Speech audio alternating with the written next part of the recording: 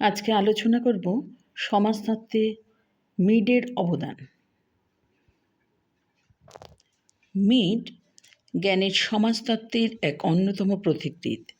সামাজিক প্রক্রিয়া এবং মানসিক প্রক্রিয়ার যোগসূত্র চিহ্নিত করার মাধ্যমে তিনি একটা নতুন চিন্তাধারার জন্ম দিয়েছিলেন।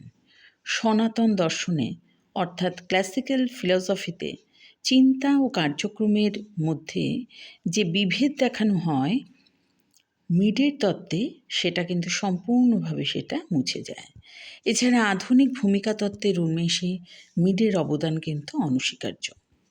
লিন্টন, পার্সন থেকে শুরু করে নিউকম্ব ও মার্টন পর্যন্ত সকলেই মিডের ভূমিকা গ্রহণে অর্থাৎ রোল টেকিং ধারণাটি ব্যবহার করেছিলেন। আধুনিক অনুসরণীয় গোষ্ঠীর তত্ত্বেও এনার অবদান কিন্তু রয়েছে। তিনি বলেন যে ব্যক্তি তার বিশিষ্ট অপর এর এক দৃষ্টিভঙ্গি থেকে নিজের মূল্যায়ন করে এবং এই মূল্যায়ন তার সামাজিক ক্রিয়ার এক মূল ভিত্তিস্বরূপ। সামাজিক বিজ্ঞানের পদ্ধতিবিদ্যায় মিডের অবদান কিন্তু প্রচুর। কুলির মতো তিনি যে কোনো পরিস্থিতিকে কার্যকর্তার দৃষ্টিভঙ্গি থেকে দেখেছিলেন। ওয়েবারও কার্যকর্তার দৃষ্টিকোণের উপর গুরুত্ব দিয়েছিলেন। কুলির সঙ্গে মিডের পার্থক্য হলো এই যে তিনি দৃঢ়ভাবে মনে করতেন যে সমাজের এক বাস্তব অস্তিত্ব রয়েছে, অর্থাৎ তিনি কেবল ভাবজগতের উপর আলোকপাত করেননি। তার মতে সমাজ একটা মানসিক অবস্থা নয়, এর বাস্তব অভিজ্ঞতামূলক ভিত্তি রয়েছে।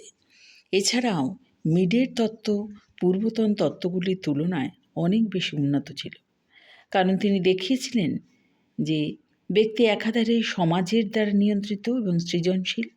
ব্যক্তি ও সমাজের পারস্পরিক নির্ভরশীলতার এক চিত্র মিডের রচনায় উঠে এসেছিল। হ্যাঁ, এক্ষেত্রে কিছু সমালোচিত হয়েছে, তাই সমালোচনা হিসেবে বলা যায় যে মিড ব্যবহৃত ধারণাগুলি বড়ই অস্পষ্ট, কারণ এই ধারণাগুলোর নির্দিষ্ট কোনো সংজ্ঞা কিন্তু পাওয়া যায়নি। ফলে ব্যক্তি ও সমাজের সম্পর্ক স্পষ্টভাবে বিবৃত হয় না।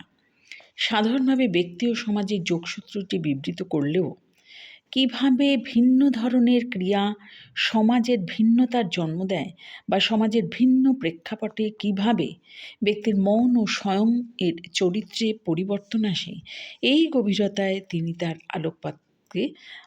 তার আলোচনাকে নিয়ে আসেননি।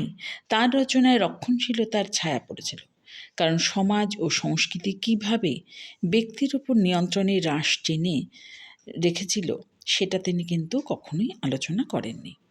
তো এইভাবেই আজকে এই মিডের তত্ত্বের অর্থাৎ সমাজতত্ত্বের এক অন্যতম পথিকৃৎ হিসাবে মিডের অবদান আজকে আলোচিত হলো।